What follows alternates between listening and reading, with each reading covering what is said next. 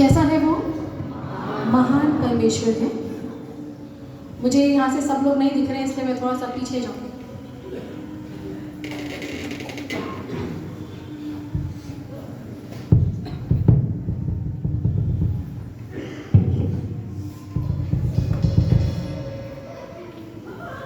Hallelujah. वो महान राजा है। कौन है? आप मुझे दिखाई दे रहे हैं। थोड़ा चल जाऊंगी तो और अच्छे से दिखाई दे रहे हैं। हालेलुया। वो कैसा परमेश्वर है? महान परमेश्वर है, जीवित परमेश्वर है। और हम सब उस जीवित परमेश्वर की आराधना के लिए यहाँ पे आए हैं। किसके लिए आए हैं? नाश्ता लेकर के आए।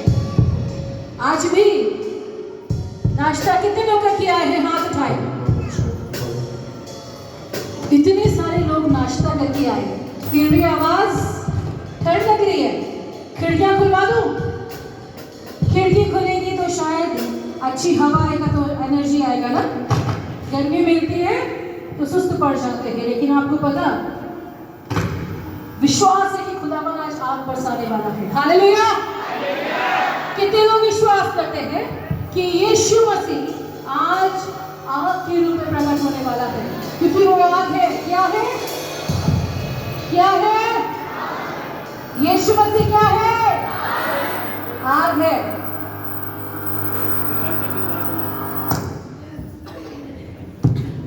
पड़ोसी को बोलेंगे, पड़ोसी को देखो। आपका पड़ोसी कौन है?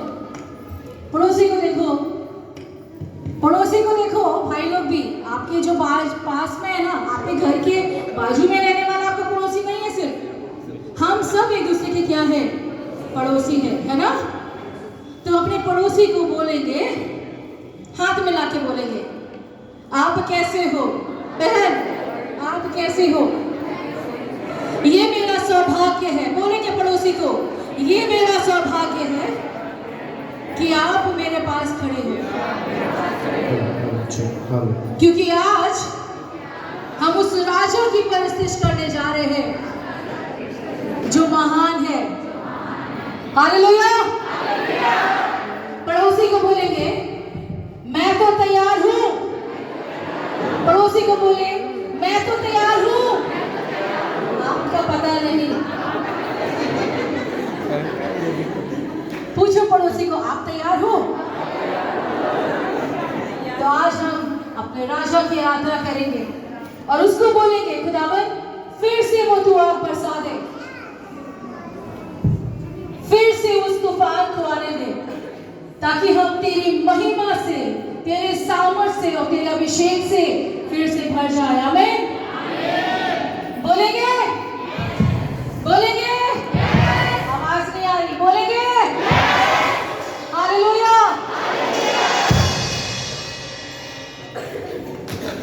फिर से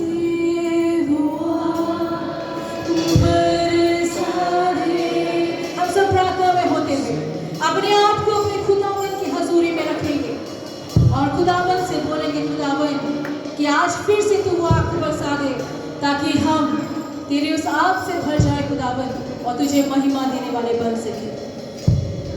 फिर से वो आग बरसा दे, फिर से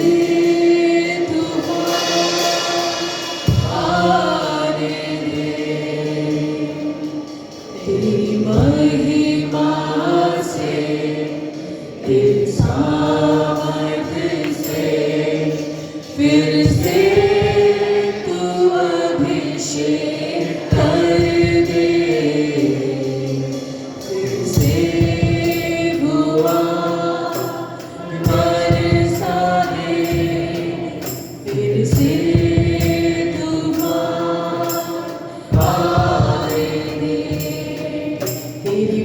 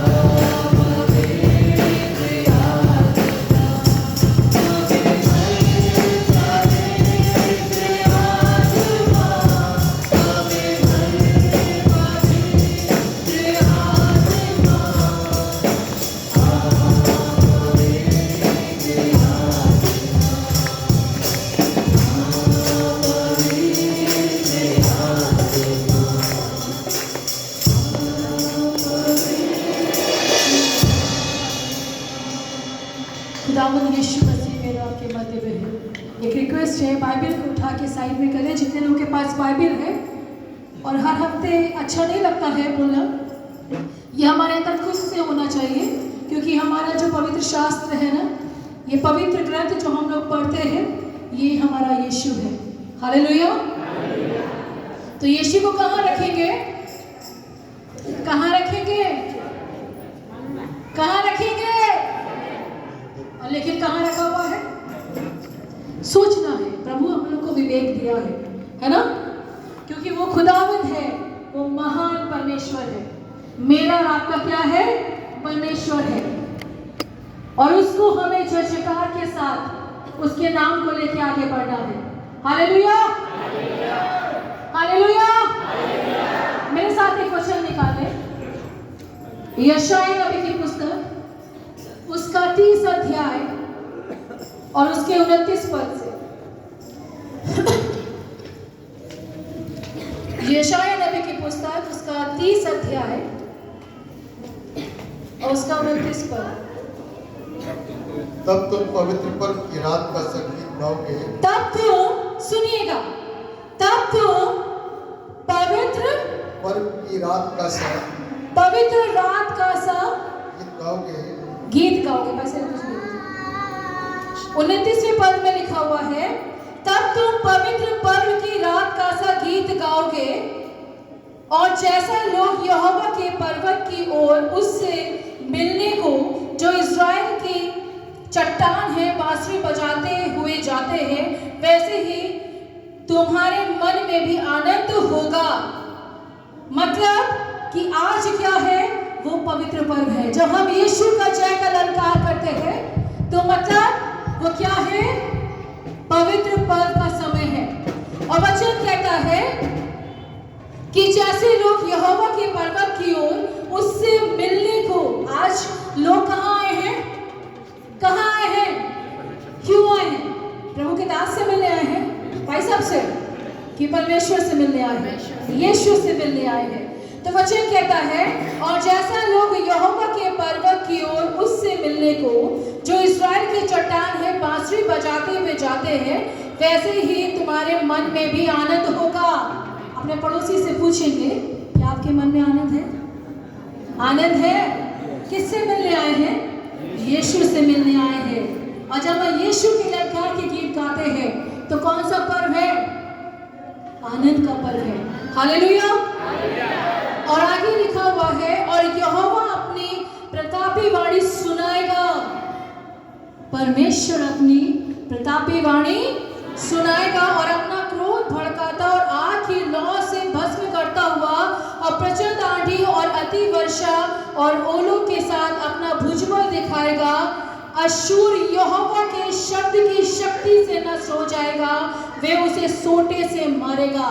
अशूर मतलब शैतान, और यीशु मसीह क्या करेगा? अपने सोटे से क्या करेगा? ठपाक। क्या करेगा? उसको मारेगा। किसको? शैतान को। तो पड़ोसी को बोलेंगे, आज वो आनंद का पर्व है जिसमें हम अपने यीशु से मिलने आए हैं, और यीशु अपने सोटे से आज आनंद के पर्व में शैतान को मारेगा। हालेलुया। मारेगा कि नहीं मारेगा? मारेगा। कितने लोग विश्वास करते हैं कि यीशु मसीह मारेगा शैतान को? आज जब दुष्ट आत्माएं लौटेंगी ना, और जब चिल्ला के निकलेंगी, तो क्या होगा? यीशु को मारा होगा। तभी तो निकलती है ना, वरना कहीं निकलती है? नहीं निकलती। तो हम सब बोलेंगे कि आज यीशु मसीह क्या करेगा? अपने सोटे से शैतान को मारेगा। आपको पता, जब हम लोग आराधना करते हैं, ध्यान से सुनिएगा, जब आराधना करते हैं, उछलते हैं, नाचते हैं, तो शैतान को क्या करते हैं? अपने पैरों से कुचलते हैं। जो लोग नहीं करते ना, वो उसको बचाते हैं, अरे बेचारे को लग जाएगा। कूदो नहीं, बेचारे के लग जाए, चोट लग जाएगी बेचारे को। कितने लोगों को तरस आता है शैतान पे? कितने लोगों को शैतान पे तरस आता है? किसी को नहीं आता। तो क्या करेंगे? कूदेंगे, नाचेंगे, और शैतान के मुंह को क्या करेंगे? कुचलेंगे। यीशु मसीह ने भी किया और वो सामर्थ प्रभु ने अपने लोगों को दिया है अंदाज मेरे यीशु का निराला, कभी पानी को लाल और कभी समुद्र को दो भागों में बांट डाला। है अंदाज मेरे यीशु का निराला, कभी पानी को लाल और कभी समुद्र को दो भागों में बांट डाला। कभी चरवाहे को राजा और कभी मूर्ख को बुद्धिमान बना डाला। कभी चरवाहे को राजा और कभी मूर्ख को बुद्धिमान बना डाला। खुद इस धरती पर जन्म लेकर, अभी हम लोग बनाएंगे ना क्रिसमस, खुद इस धरती पर जन्म लेकर क्रूस को उठाकर शैतान की सारी सत्ता को हिला डाला। भैया मेरे यीशु ने जन्म लेकर शैतान की सारी सत्ता को हिला डाला। पड़ोसी से बोले, मेरे यीशु ने शैतान की सारी सत्ता को हिला डाला। मैं विश्वास करती हूँ, आपका पता नहीं, अगर आप भी करते हो तो उछल के कूद के क्या करेंगे, शैतान को निकलना है। कितने लोग आज शैतान को बचाएंगे, मैं ये देखूंगी, और कितने लोग आज इसको अपने पैरों से रौंदेंगे, आज ये भी देखेंगे। हालेलुया। तो जय बोलेंगे, जय बोलेंगे। आज देखते हैं कितने लोग जय बोल के शैतान के मुंह को कुचलते हैं। हालेलुया। जय बोलो, जय बोलो, यीशु मसीह जय बोलो, जय बोलो, जय बोलो, यीशु मसीह जय बोलो। भाई लोग, शैतान को क्यों बचा रहे हो? बेचारे को चोट लग जाएगी क्या? चोट लग जाएगी। कैसे कुचलना है? मैंने बोला ना, मैं देखूंगी कौन कौन उसको कुचल रहा है। कितने लोग शैतान को बचाना मांग रहे हैं। भाई लोग की तरफ से अफोर्ड नहीं हो रहा भैया शैतान को मारने का। सोच लो, बच गया तो क्या करेगा, और अगर हमने रौंद दिया तो छुटकारा है। हालेलुया। तो उछल के कूद के रौंदेंगे। हालेलुया। जय बोलो, जय बोलो, यीशु मसीह की जय बोलो, जय बोलो, जय बोलो, यीशु मसीह की जय बोलो, जय बोलो, जय बोलो, यीशु मसीह की जय बोलो, जय बोलो, जय बोलो, यीशु मसीह की जय बोलो।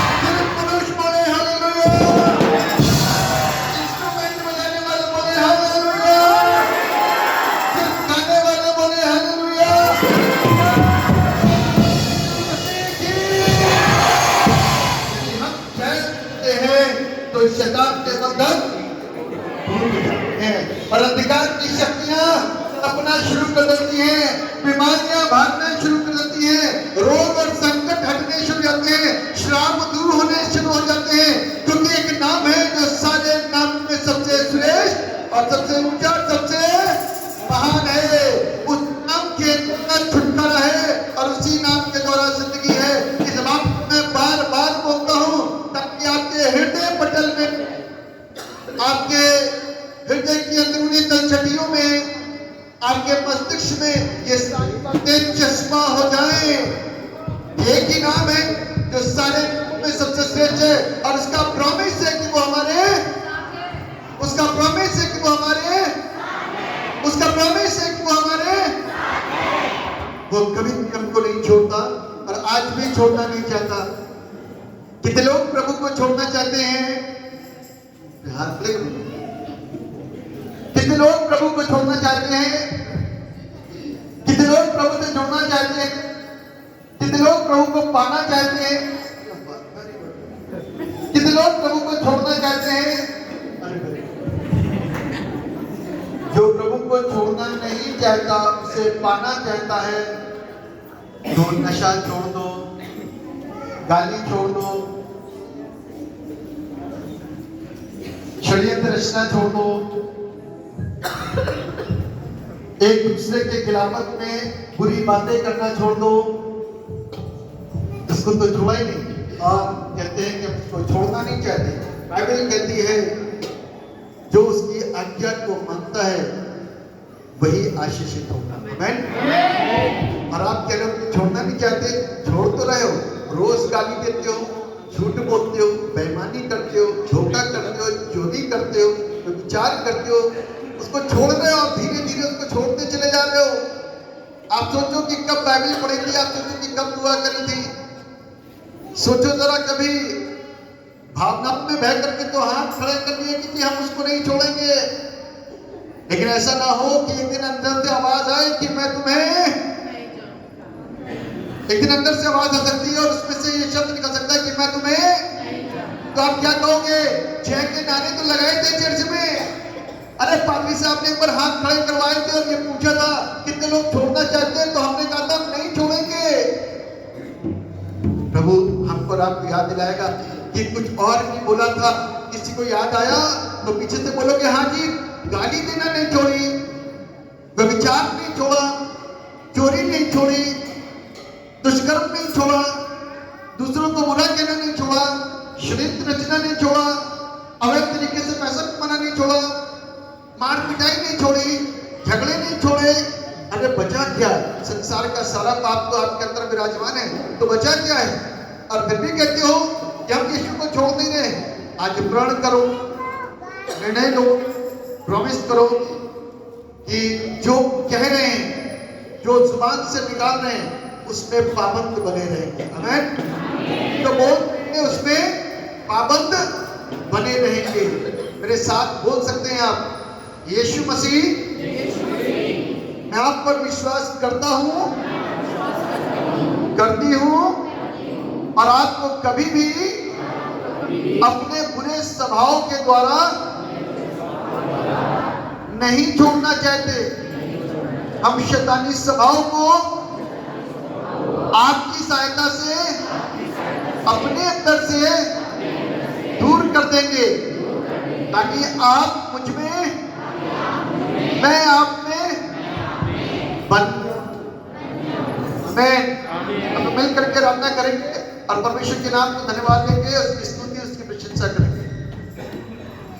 नारे लगाओ, जय के गीत गाओ, शैतान हुआ परेशान। नारे लगाओ, जय के गीत गाओ, शैतान हुआ परेशान। ताली बजाओ, नाचो गाओ, दिलों बजाओ शैतान। ताली बजाओ, नाचो गाओ,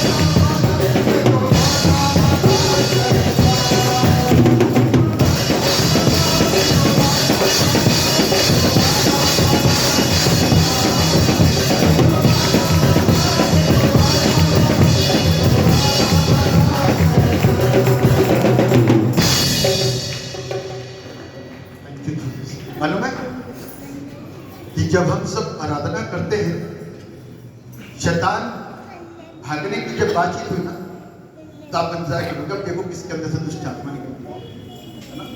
इंतजार करते अब देखो निकला कोई, अब देखो कोई निकला, अगल बगल से कोई चिल्लाएगा। जरूरी नहीं कि दुष्ट आत्मा निकले। कई बार हम अंदर ही अंदर रियलाइज करते हैं, अंदर अंदर हमारा व्यक्तिगत युद्ध चलता है। बहुत बार हमारा व्यक्तिगत अंदर द्वंद होता है, एक युद्ध होता है, और इस युद्ध में हम कई बार अपने गंदे स्वभाव को निकाल कर फेंकते हैं। वो गंदे स्वभाव के ऊपर शैतान बैठा हुआ होता है और वो भागता है। आमीन। आराधना सारे बंधनों को तोड़ देती है। जब हम मिलकर आराधना करते हैं तो जरूरी नहीं कि दुष्ट आत्माएं निकल रही हैं, बीमारियां ठीक हो रही हैं, वो तो होता ही है, लेकिन उसके अलावा हमारा पुराना और गंदा और बुरा स्वभाव भी हमारे अंदर से निकलता है, जिस चीज के लिए हम आंसुओं से अंदर ही अंदर रोते रहते हैं, एक युद्ध करते हैं, एक लड़ाई करते हैं, और प्रभु की सामर्थ को प्राप्त करके आराधना के माध्यम से उन सारी चीजों को अपने अंदर, अपने शरीर से बाहर निकलने की आज्ञा देते हैं और कमांड करते हैं, तो हम पुराने स्वभाव को अपने अंदर से निकाल के बाहर फेंक देते हैं।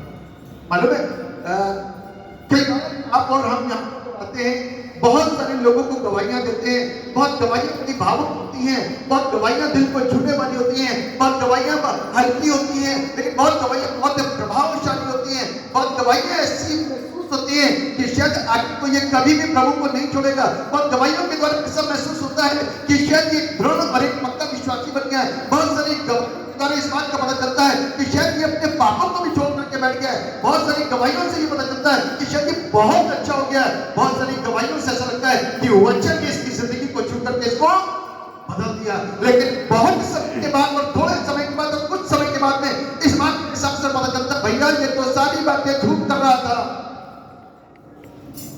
करते हैं कि नहीं करते? जब बहुत सारी चीजें हमारे हाथों में आने लग जाती है ना, तो प्रभु पीछे जाने लग जाता है हमारी जिंदगी के दौरान। बहुत सारी चीजें हमारे हाथों में मजबूतियां लेकर के आने लगती हैं, तो बहुत सारी मसीह की शिक्षाएं हमसे पीछे जाने लग जाती हैं, क्योंकि हम उसको अपने हाथों से जाने देते हैं। हम अपने हाथों से उसको जाने देते हैं। हमारी दुआएं, हमारी प्रार्थनाएं, हमारी आराधना, हमारी संगति, हमारा चढ़ जाना धीरे धीरे धीरे धीरे कब और फिर खत्म क्यों हो जाता है? मैं तो आपको जैसा बोलते हो वैसा ही समझता हूँ, लेकिन प्रभु हृदय को जानता है। आप जैसा मुझको दिखाओगे, जैसा मुझे बताओगे, मैं वैसा ही आपको। आप लोग जितने भी मार्केट है, व्यापारी है, व्यापार करने वाले लोग हैं, एक व्यापारी को मालूम है कि उसकी कौन सी चीज के अंदर क्या खोट है और क्या गड़बड़ी है, क्या कमी है। लेकिन जब वो आपके सामने पेश करता है, जैसे वो आपको बोलता है, आप वैसे ही उसको मानते हो और अपने घर में भी जाके वैसे ही बताते हो। उसने कहा था इससे अच्छा कोई चीज है ना, और आप अपने घर में ले आते हो और कुछ समय के बाद में उसका एहसास कर पाते हो कि वो खोट है, वो धोखा था। पता नहीं आप में से कितने लोग उस धोखे को दे रहे हो, मुझे नहीं मालूम। आप में से कितने लोग को खोट, क्योंकि आपको मालूम है आपका विश्वास, मुझे नहीं मालूम। मैं अपने विश्वास को जानता हूं और सच्चाई को जानता हूं। बस आप और मुझ में इतना फर्क है कि मैं जन्म से प्रभु यीशु मसीह को जानता हूं, पैदाइश से उसी को जानता हूं। जब आंखें खुली यीशु का नाम कानों में दिया गया, जब बड़े होते गए देखा, क्वायर्स देखी, चर्च के प्रोग्राम देखे, और उससे बाहर कुछ नहीं जानता था। और आप ये है कि आपकी आंखें खुली तो आप अन्य अन्य धर्मों में पाए गए। इस बीच में आप यीशु के पास खिंचते आ रहे, क्योंकि यीशु जीवन लेकर के आया। आमीन।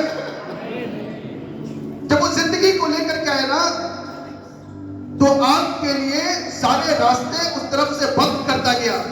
जहां भी आप जाते थे, जहां भी आप भागते थे, जो भी कोशिशें करते थे, पूरी नहीं हो पा रही थी। और वो आपको लेकर के चला गया जिसके अंदर मैं चर्चेस बोल रहा हूं, चर्च नहीं बोल रहा कि आप सोचो सिर्फ कतोली चर्च की बात करी जा रही।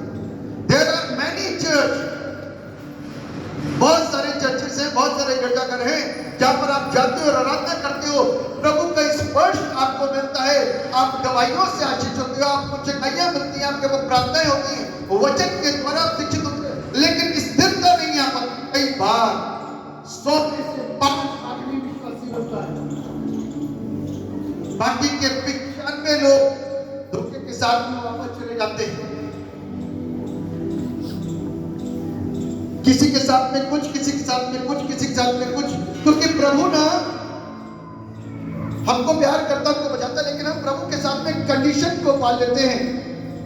और वो कंडीशन सिर्फ ये होती है कि यदि चंगा नहीं किया ना तो आऊंगा नहीं, यदि ठीक नहीं हुआ तो आऊंगा नहीं, यदि बच्चे पैदा नहीं हुए तो प्रभु तुझे मानूंगा नहीं, यदि कैंसर दूर नहीं हुआ तो प्रभु तुझे स्वीकारूंगा नहीं।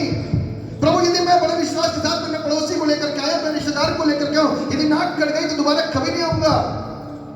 प्रभु मेरे जानवर यदि ठीक नहीं हुए, मर गए तो कभी नहीं आऊंगा। अरे भैया, इसीलिए किसी ने आप लोगों के लिए और आपके विश्वास को देखते हुए बड़ा खूबसूरत सा गीत लिख डाला, तू चंगा कर या ना कर। सुना कि तूने क्या है? तू मेरा परमेश्वर है। आमीन। तू चंगा कर या ना कर। कितने लोगों का, आप झूठा हाथ मत उठाना, सच्चा हाथ उठाना। मालूम है प्रभु मेरे और आपके लिए जिंदगी को लेकर के आया।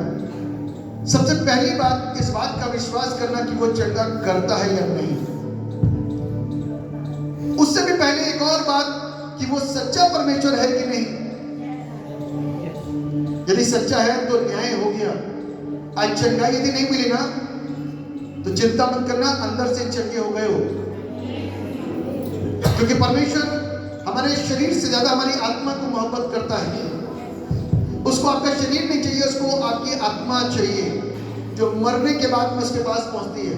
तो अपने मरने तक अपने जीवन के अमाल को खूबसूरत बना लो, अपने कामों को खूबसूरत बना लो, ताकि बाद में हमको रोना और अफसोस ना करना पड़े। तू चंगा कर या ना कर, तू मेरा परमेश्वर है, मैं तुझे नहीं छोड़ूंगा। आमीन। तू चंगा कर या ना कर, प्रभु मैं तुझे नहीं छोड़ूंगा। ये ईमान होना चाहिए, चाहे मर जाओ लेकिन उसे ना छोड़ो। अब मेरी तो बात यह है कि मैं मरूंगा भी यहीं और जीऊंगा भी यहीं। आप कह सकते हो आपका तो जन्म इसमें हुआ है, तो आप अपने जन्म को सच्चाई के साथ क्यों नहीं ले आना चाहते हैं? आमीन। आप क्यों नहीं यीशु से कह करके इस बात को बोलते हो कि प्रभु तू मेरी जिंदगी के अंदर जन्म ले, ताकि मैं एक नए जन्म के साथ में जी उठूं, एक नई जिंदगी के साथ जी उठूं और एक नई जिंदगी को बसर करूं। यदि आप दृढ़ हो, मजबूत हो, विश्वासी हो, आपको लगा कि आपने जिसको स्वीकार करा वो सच्चा और जिंदा है, तो देरी मत करना, क्योंकि प्रभु के आगमन में अब देरी नहीं है। प्रभु के द्वितीय आगमन में अब देरी नहीं है। इसलिए आप सालों साल ताली बजाते रहे, अपने लिए दुआ कराते रहे, या हाथ उठाते रहे, या हालेलुया प्रेज़ द लॉर्ड करते रहे, ये काफी नहीं होगा। जिंदगी को उस जीवन देने वाले परमेश्वर के हाथों में सौंपें। वो मुझको और आपको प्यार करता है। आमीन। उसने मेरे और आपकी अपनी जान को कुर्बान किया है, उसको मत छोड़िए। चर्च कहीं भी जाओ, दुआ कहीं भी करो, संगति कहीं भी करो, अच्छी आराधना स्थल ढूंढना, अच्छी सेवकाई ढूंढना, अच्छे सेवक ढूंढना, ताकि आप गुमराह ना हो सको। बाइबल एक बात सिखाती है, मत्ती 24 के अंदर जिक्र है कि अंत के दिनों में भरमाने वाले आएंगे और गलत शिक्षा के द्वारा आपको भरमा सकते हैं।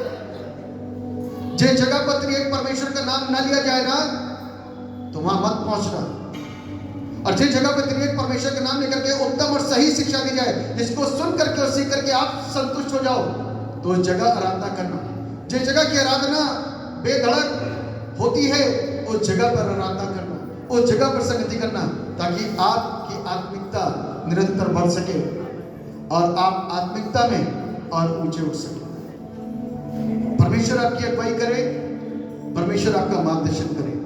आइए मैं आप सबके लिए दुआ करना चाहता हूँ और आपके परिवार के लिए दुआ करना चाहता हूँ, आपकी तमाम बीमारियों के लिए दुआ करना चाहता हूँ, ताकि आप सब आशीषित हो। अपनी आंखों को बंद करें, हम सब दुआ में एक साथ शरीक हो।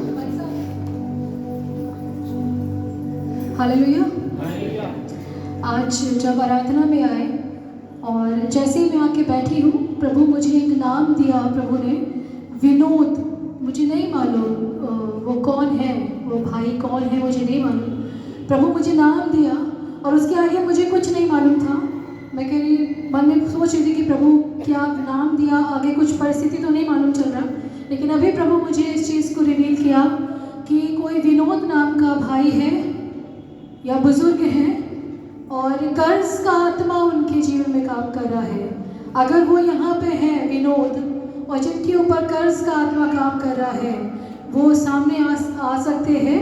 और आज प्रभु मुझे इस चीज़ को रिवील किया कि भाई साहब उन स्पेशली उन लोगों के लिए प्रार्थना करें जो कर्जे में हैं, क्योंकि आज परमेश्वर कर्जे का आत्मा को दूर करने जा रहा है। आमीन। और आगे आने की ज़रूरत नहीं है, आप जिस स्थान पे हैं उसी स्थान पे आप खड़े रहिए और अपने सर पे हाथ रख लीजिए। जितने लोग कर्जे में हैं वो लोग अपने सर पे हाथ रख सकते हैं और भाई साहब यहीं से प्रार्थना करेंगे और परमेश्वर छुटकारा देगा। अगर वो भाई, क्योंकि स्पेशली परमेश्वर उस भाई का नाम दिया है मुझे, विनोद नाम के हैं, या आपके घर में अगर कोई विनोद नाम के हैं और उनके ऊपर कर्ज का आत्मा है, तो बहुत कर्जे में है, बहुत ज़्यादा कर्जा प्रभु मुझे दिखा रहे हैं उस भाई के लिए, उसको अगले हफ्ते लेके आए, ताकि जब उनके लिए प्रार्थना हो तो परमेश्वर उनके बंधन को तोड़े। आमीन। सर्वशक्तिमान परमेश्वर, राजाओं के राजा, आपको धन्यवाद देते हैं, दुआ करते हैं यहाँ बैठी हुई है जमायत के लिए, आए हुए लोगों के लिए। बहुत सारे लोग पहली बार आए हैं, बहुत सारे कई सालों से आ रहे हैं, और बहुत सारे लोग आ रहे हैं और सिर्फ जा रहे हैं, लेकिन कुछ पा नहीं रहे। कुछ लोग सिर्फ ऐसे ही हैं, सिर्फ चेकाई के लिए आते हैं, कुछ लोग सिर्फ देखने के लिए आ रहे हैं। प्रभु आज आपको छू रहा है, आपको बदल रहा है, आज आपके नजरिए को बदलेगा, आपकी सोच को बदलेगा। आज आप इस गीत के साथ में कि प्रभु तू चंगा कर या ना कर, तू मेरा प्रभु है, इस शब्द के साथ में, इस गीत के साथ में आप यहाँ से अपने घर को वापस लौटेंगे और परमेश्वर आपको स्पर्श करेंगे, परमेश्वर आपको आशीष देंगे और हर एक बीमारी से, हर एक रोग से, हर एक संकट से, हर एक कर्ज से प्रभु आपको आजाद करेंगे। जो बातें कही गई कर्ज को लेकर के, in the name of Jesus, उस कर्ज की दुष्ट आत्मा को लोगों के ऊपर से जाने का हुक्म देते हैं, द नेम ऑफ जीसस। जिसके जो काम नहीं बन रहे हैं और उनको मालूम है कि उनका कर्ज किसी काम के बनने के द्वारा हट सकता है, तो आज ही रास्ते खुले और आज ही काम होने शुरू हो और महिमा सिर्फ आपको मिल सके। जिन लोगों के कर्ज वाले उनके दरवाजे पर आते हैं और रुक नहीं रहे, in the name of Jesus आज उनके मन के अंदर काम होने पाए और वो उन बंदों की बातों को सुन करके कुछ समय की मोहलत दे दें और वो अपने कर्ज को चुका सकें जिनके ऊपर भारी कर्ज है। हमारा विश्वास है पिता, आप प्रार्थनाओं को सुन रहे हैं, आप आशीषों को दे रहे हैं, आपके नाम की हमद और आपकी सताइश हो पिता। आप दयावंत हैं, अनुग्रहकारी और पिता परमेश्वर प्रेम रखने और करने वाले परमेश्वर हैं। अपने प्रेम को हर एक जिंदगी के ऊपर प्रकट करिए और हर एक जिंदगी को आशीषित करिए पिता। हम दुआ करते हैं प्रभु, ये झूठी शान नहीं, झूठी जिंदगी को ना जिए, परंतु सच्चे परमेश्वर के साथ में सच्चे बने, क्योंकि मनुष्य को दिखाने के लिए नहीं, बादशाह को दिखाने के लिए नहीं, परमेश्वर के सामने खड़े हैं जो दिल और हृदयों का जांचने वाला परमेश्वर है, जो सच्चा परमेश्वर है। उससे पहले उन्होंने बहुत सारी चीजों को माना और स्वीकारा। प्रभु हम आपसे दुआ करते हैं, ये भेद कर लें, ये अंतर कर लें, ये चेक कर लें, ये परख लें, क्योंकि परमेश्वर का कलाम कहता है भजन 34:8 के अंदर, परख कर देखो यहोवा कैसा भला है। तो परख करके भी यीशु मसीह को चेक कर सकते हैं कि वो जिंदा और सच्चा, उसकी बातों के अंदर कभी भी आपको और हमको भेद नहीं मिलेगा, परिवर्तन नहीं मिलेगा।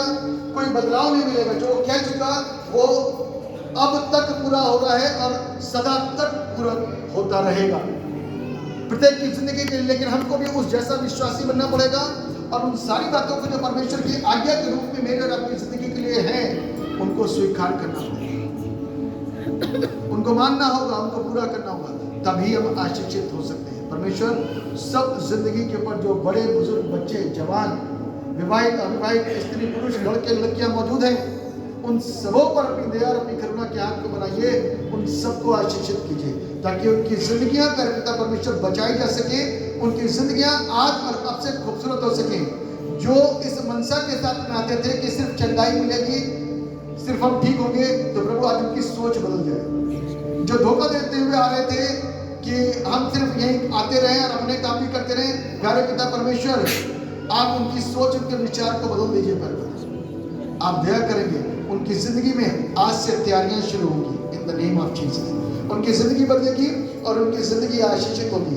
आपने कहा तुम मांगोगे मैं तुम्हें दूंगा। हम दुआ करते जितने लोग यहाँ पर आगे खड़े हैं अपने बच्चों को लेकर के और बड़े खड़े हैं उन सबों पे प्रार्थना करते हैं in the name of Jesus. आपके नाम की सामर्थ्य से सारी बीमारियां, सारे रोग, सारे कष्ट, सारे इन्फेक्शन दूर होने पाए। आपने कहा तुम मांगो मैं तुम्हें भर दूंगा। हम यीशु के नाम से परमेश्वर पिता से प्रार्थना करते हैं कि परमेश्वर पिता अपनी सामर्थ को उंडेल दे आज यहाँ पर, अपने काम को दिखा दे प्यारे पिता। आज बदलाव को ले आइए प्यारे पिता परमेश्वर, आज एक जबरदस्त चेंजेस को ले आइए प्यारे पिता परमेश्वर, सोचों के अंदर और विचारों के अंदर और हृदय के अंदर, ताकि प्रभु एक बड़ी गवाही के साथ में आने वाले रविवार को खड़े हो और परमेश्वर के नाम की बड़ाई कर कह सके कि बीते दिन की आराधना और बीते दिन का शिक्षा हमारी जिंदगियों को बदल करके रखती है। धन्यवाद कर पिता, आप प्रार्थना को सुन चुके हैं। सब पर मेहर करिए, सब पर दया करिए। जितने लोग मौजूद हैं वे सब यीशु के नाम की सामर्थ्य द्वारा आशीषों को और बरकतों को प्राप्त करने पाए in the name of Jesus. धन्यवाद कर पिता, आपने प्रार्थना को सुनी।